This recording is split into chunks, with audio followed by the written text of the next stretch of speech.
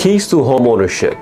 This video should help you understand your loan options, your credit scores, everybody that's involved in a real estate transaction, and help you purchase your dream home. The first step is to know your budget. You don't want to waste your time or any of your realtor's time, so you need to know what your income, your savings, and your debt looks like. Your income matters, so does your debt. You can be making X amount, but if you have a lot of debt, that will reduce your affordability. So you want to pay attention to your income, savings, and your debt. And the savings that you have, that is going to be your down payment and your closing cost to purchase that property. And the question that we get is, what's the difference between down payment and your closing cost? So your down payment is the percentage that you're paying towards your purchase price. So you can put down as low as 3%, 3.5%, 5%, 10%, 20%, really depending on your situation. Your closing cost. Your closing costs are your fees and expenses. These fees you do not get back, right? So these fees are your expenses to purchase that property and to get that loan. And that can vary from lender to lender. And these fees include your attorney fees, your appraisal fees, your title company, your loan origination fees. So all the fees that's associated with this loan.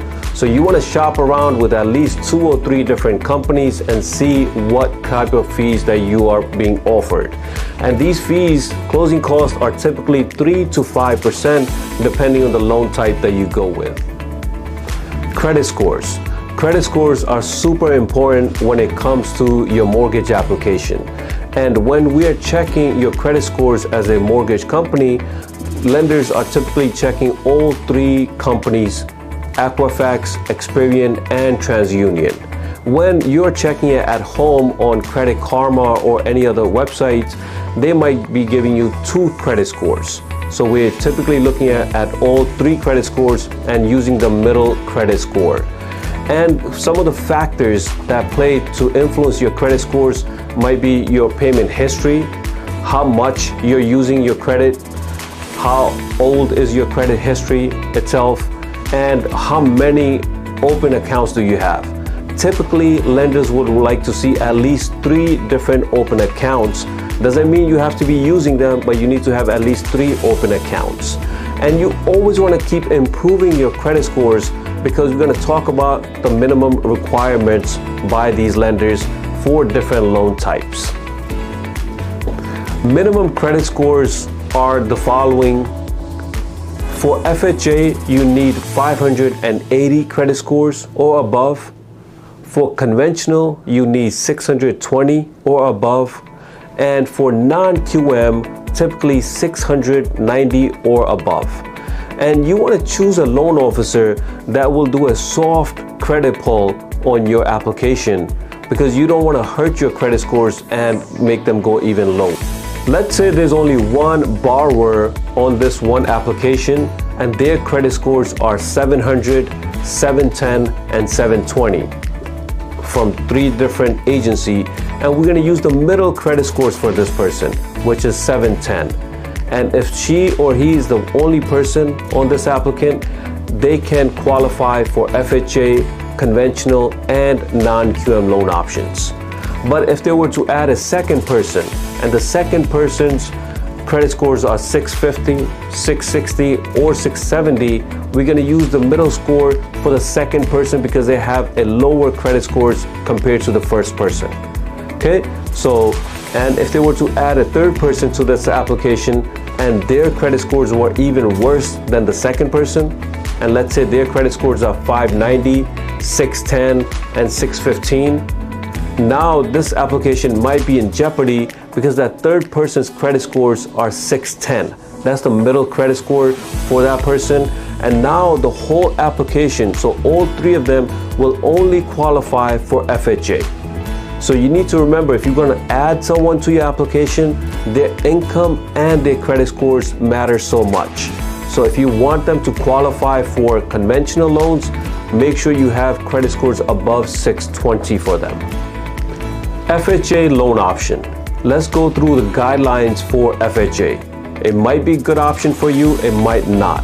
So let's go through the requirements. So the first one is your credit scores. As we mentioned, you need 580 credit scores in order to qualify for FHA. Down payment, you can put down as low as 3.5% down payment for FHA.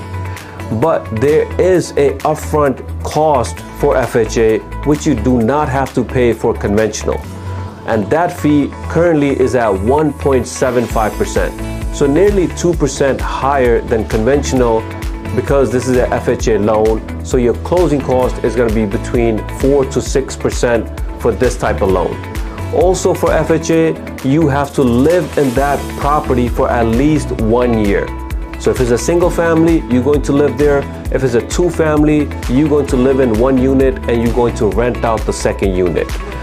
FHA also allows you to stretch your affordability or stretch your budget with your debt to income ratio can go up to 54%. And just remember with FHA, the mortgage insurance. Your mortgage insurance never goes away or is there for the life of the loan if you put down less than 10%. And if you do put down 10% or more, then the mortgage insurance for FHA does goes away, but after 11 years. Okay, and there's a less of a waiting period. If you went through a bankruptcy, you have to wait at least 2 years. If you had a short sale or foreclosure in the past history for yourself, you have to wait at least 3 years to apply for FHA loan. And you want to shop around with different lenders to see which loan you qualify for. Conventional loan option. This loan option is really common. Most people use this loan option. So let's go through the guidelines for this. Your credit scores. Most lenders would want to see 620 credit scores or higher. For your down payment, most people think that you need to put down 20% on conventional. It is not the case. Plenty of lenders allows you to put down 5%, 10%, or there are even loan programs like Home Ready and Home Possible. If you qualify, you can put down as low as 3% on a conventional loan. Okay, the closing costs are typically 3 to 5% for this type of loan. And we mentioned there was an upfront cost for FHA. There's no upfront cost for your conventional loan. And you can have it as primary residence or you can rent it out from day one. And your debt to income ratio is typically can go up to 49%. Okay, and your mortgage insurance. For conventional loan, your mortgage insurance goes away once you hit 20% equity in that property. Okay, and for your down payment, we mentioned you can put down low as 5%, but those are typically for your primary residence.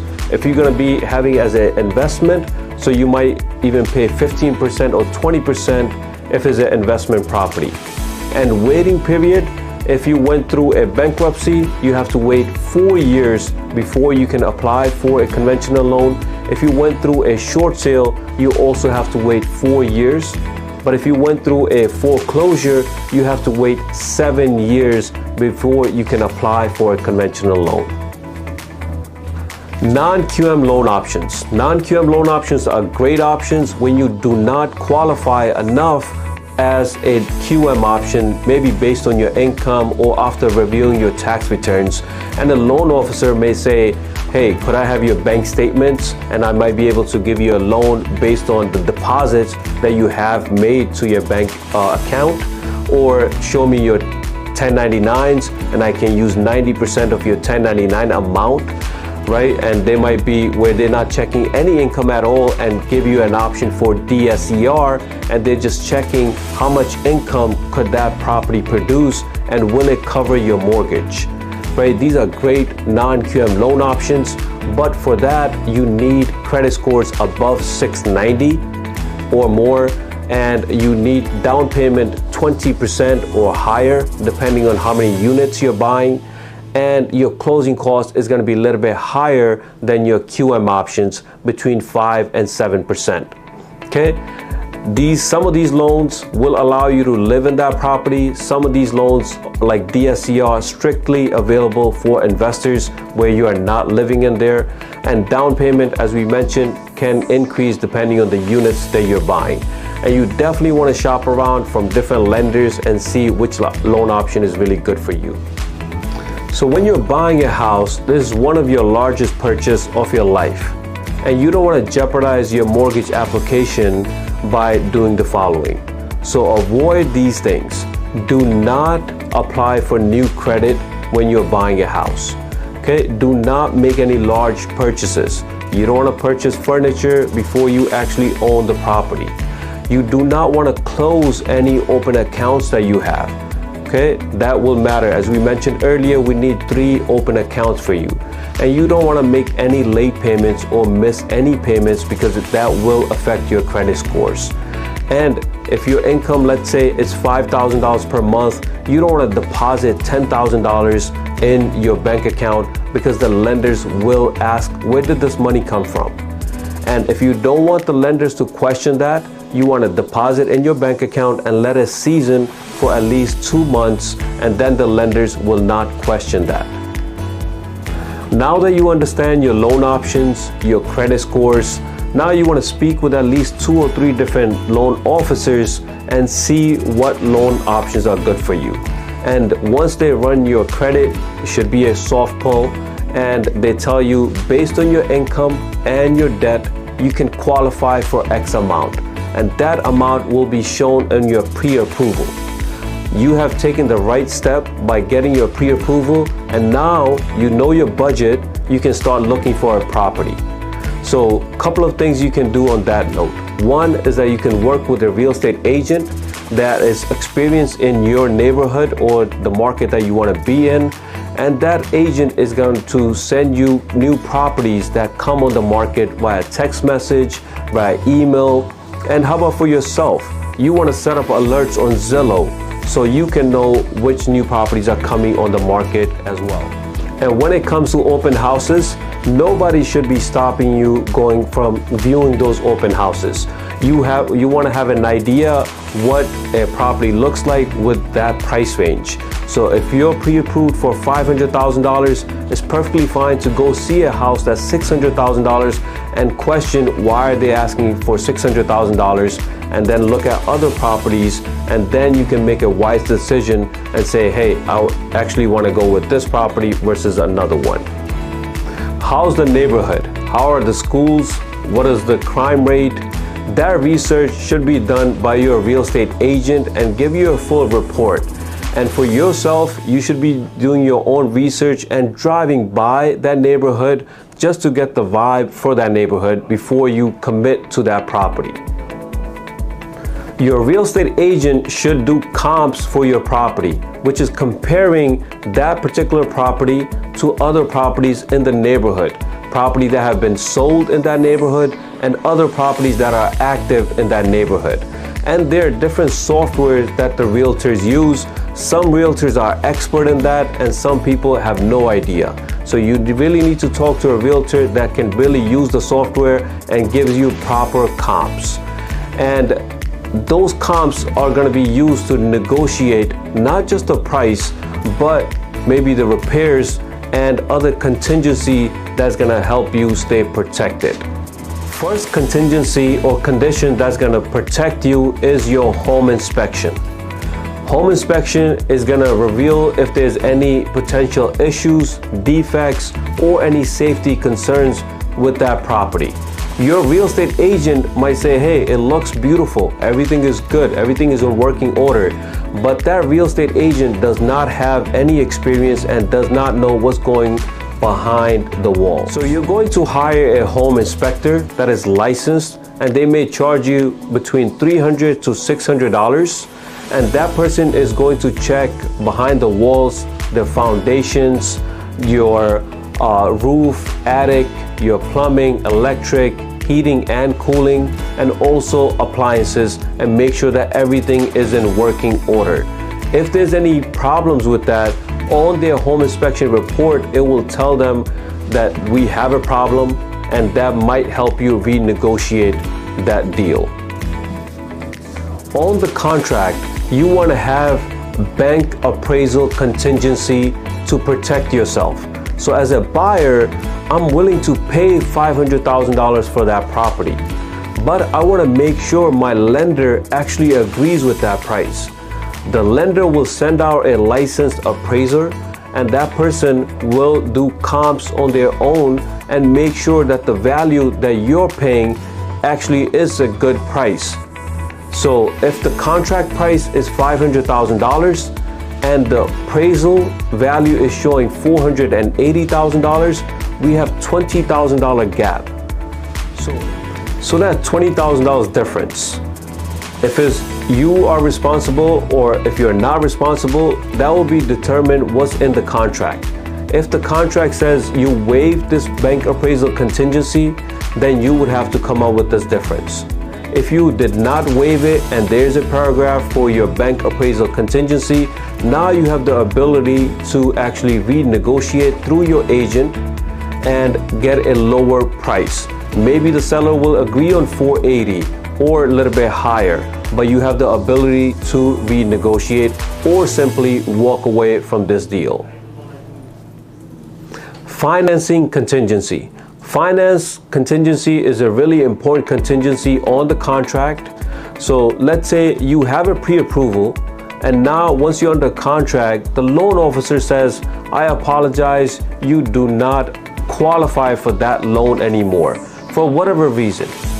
Maybe you have that pre-approval 3 months ago, maybe 2 months ago, but whatever situation has changed and you're not able to get your loan. If you have this contingency on the contract, you are able to back out because you're not able to get that loan.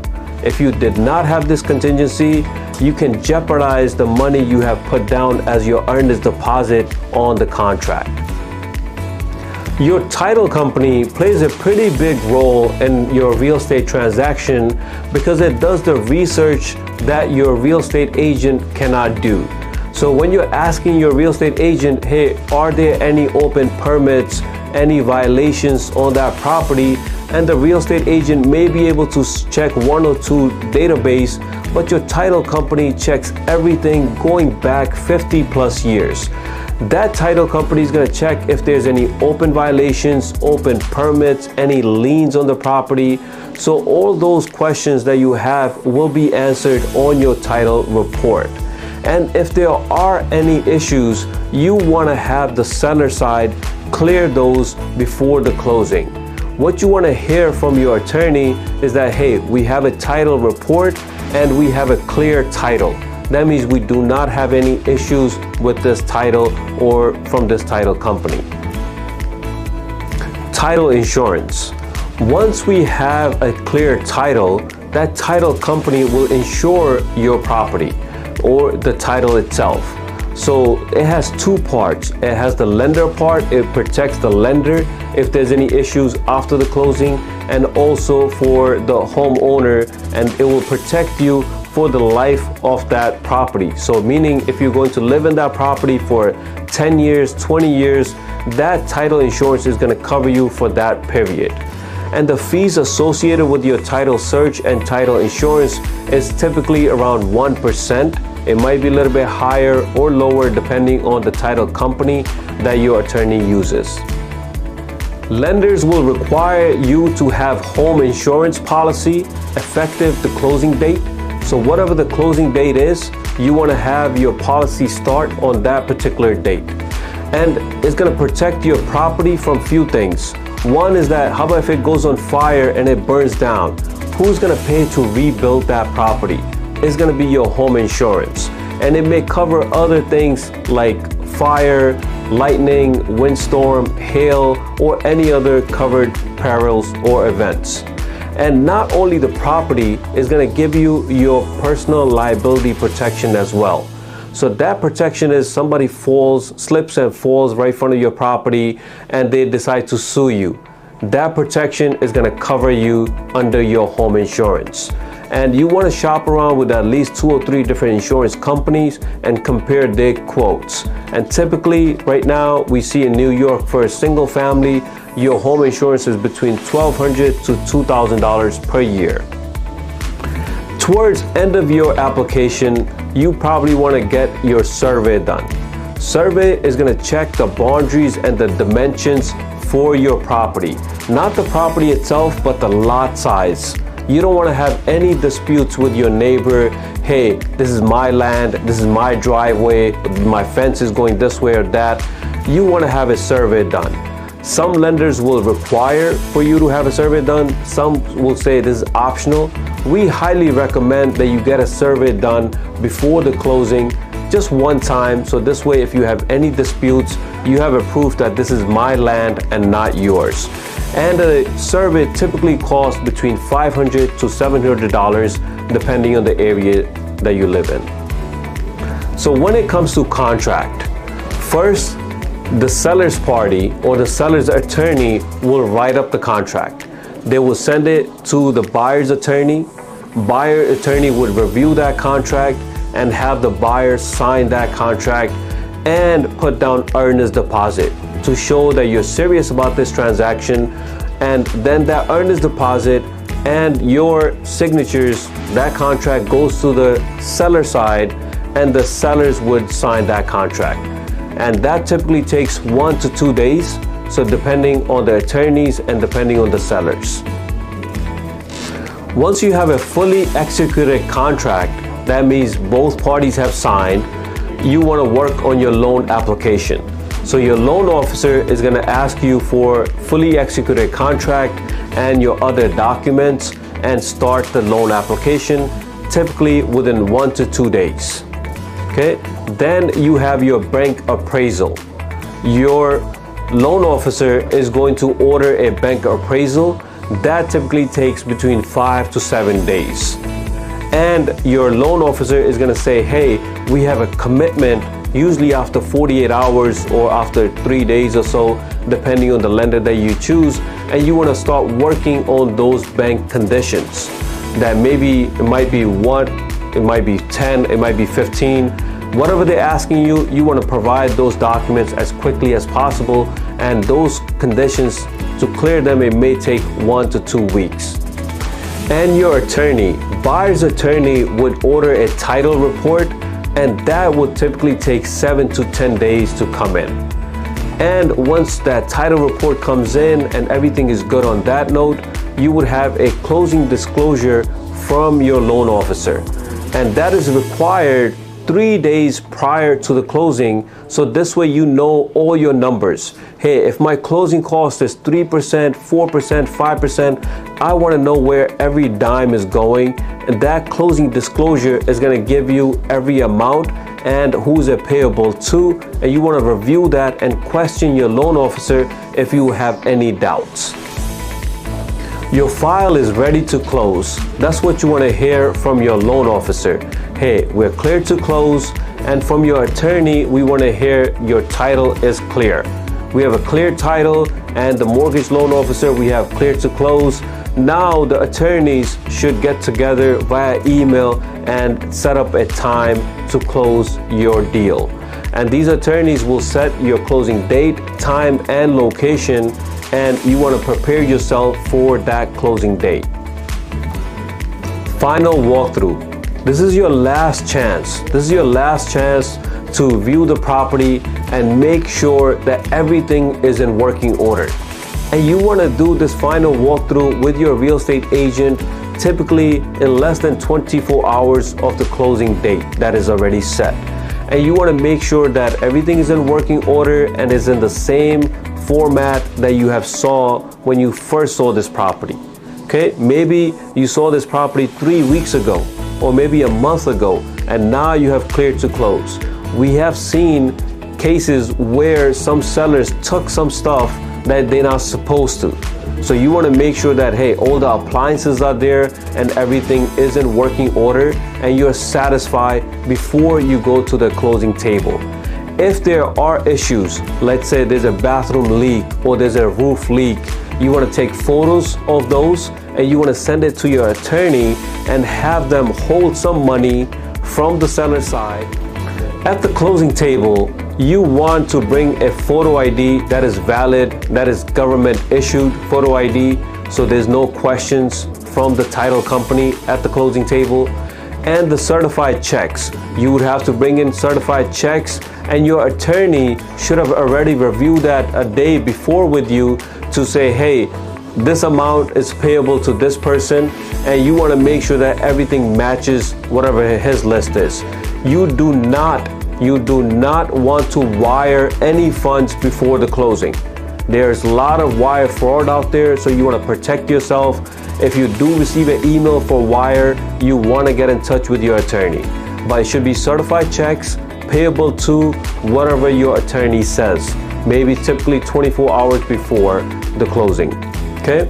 And once you have signed all the documents at the closing table, you're going to get a package with all the documents that you have signed, and the most important are the keys. You're going to get the keys, and congrats, you're going to be a homeowner. So as a homeowner, you want to do a few things. One is changing the locks right away, typically within a few hours or definitely within 24 hours. You don't know how many times the sellers have the additional keys and they might come back for whatever reason. You want to change the locks. Next is you want to change your address with the post office, because this is going to be your official new address.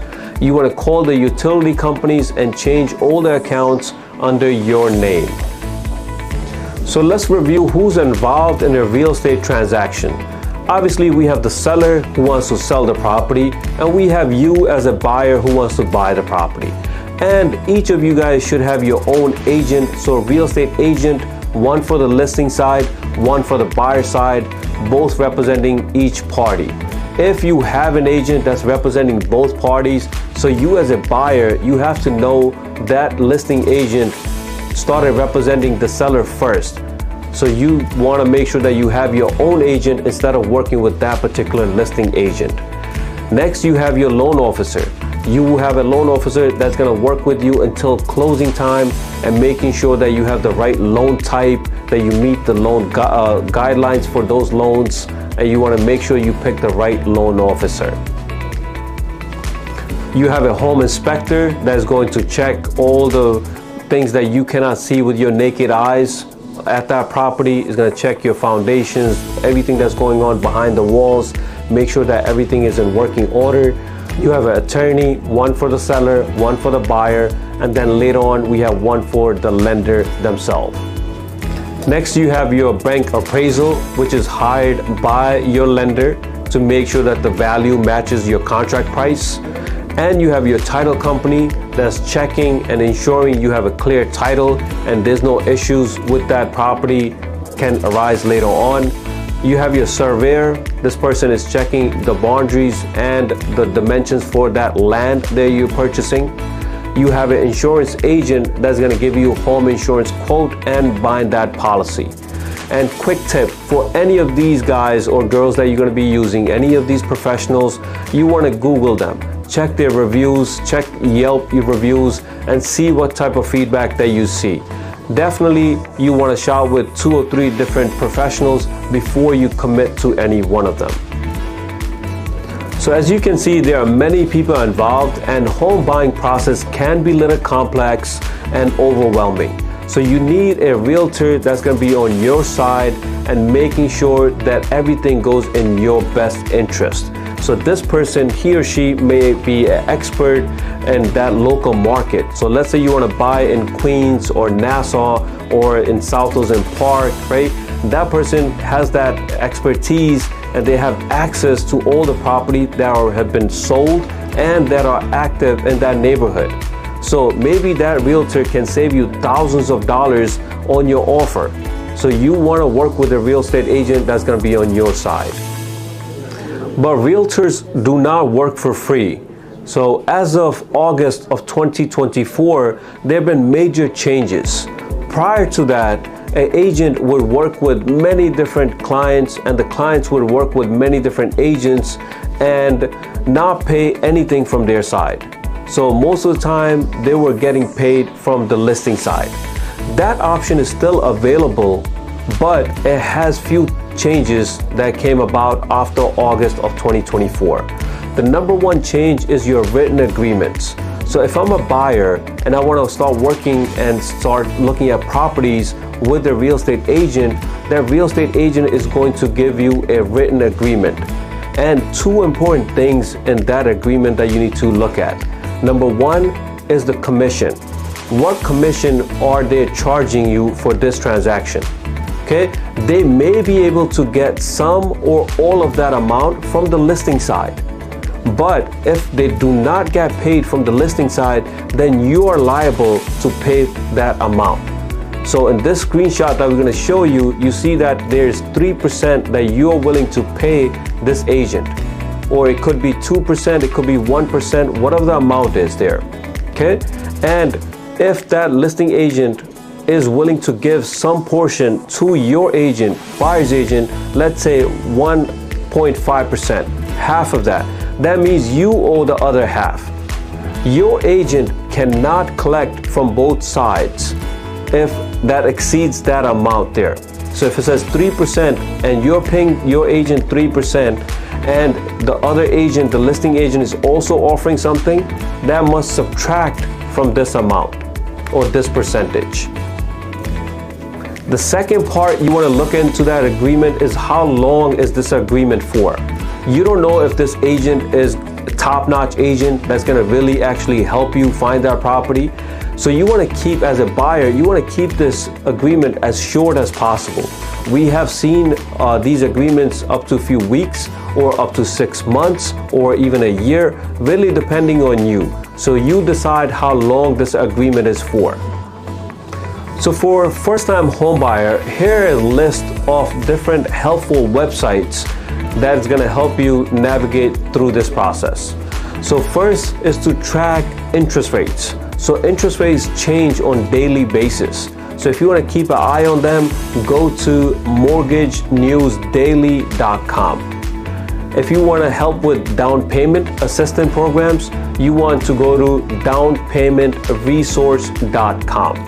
And if you want to go through your government website and see what options you see there, it's called consumerfinance.gov. To view properties in New York, you can simply go to ljrealtyteam.net. And for your loan options, to see which loan programs might be good for you, you can go to ljmortgageteam.com. So thank you so much for watching this video, guys. My name is Lucky Singh. I'm with LJ Mortgage Team and LJ Realty Team here, broker of 70 plus agents. If you guys have any questions regarding home buying process, even if you're not working with us, we'll be more than happy to answer any of your questions. Please reach out and let me know if you have any questions. You guys take care.